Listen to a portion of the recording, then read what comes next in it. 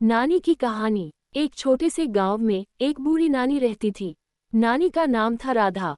वह गांव में सभी बच्चों की प्यारी नानी थी। नानी के पास ढेर सारी कहानियां थीं, जिन्हें वो सुनाकर बच्चों का दिल बहलाती थी। बच्चों को नानी की कहानियां सुनना बहुत पसंद था। हर शाम जब सूरज ढल जाता और आकाश में लालिमा छा जाती, बच्चे नानी के घर के पास इकट्ठा हो जाते। नानी अपने आंगन में बैठकर बच्चों को कहानी सुनाया करती थी।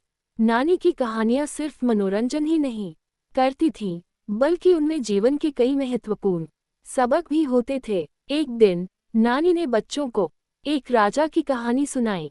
उस राजा का नाम था विक्रम। राजा विक्रम बहुत न्यायप्रिय और दयालु थे, लेकिन एक बार उनके राज्य में अकाल पड़ा और फसलें सूखने लगीं। लोग भूख से परेशान हो गए। राजा विक्रम ने सोचा, मैं अपनी प्रजा को कैसे बचाऊं? राजा ने अपने खजाने में से सारा सोना निकालकर गरीबों में बांट दिया, लेकिन समस्या बनी रही। तब राजा ने अपने सभी मंत्रियों से सलाह ली। बूढ़े मंत्री ने कहा, महाराज, अगर आप खुद भूखे रहेंगे और प्रजा की सेवा करेंगे तो भगवान आपकी मदद जरूर करेंगे। राजा ने ऐसा ही किया। उन्होंने अपने लिए कुछ भी नहीं रखा और प्रजा की सेवा में लग गए।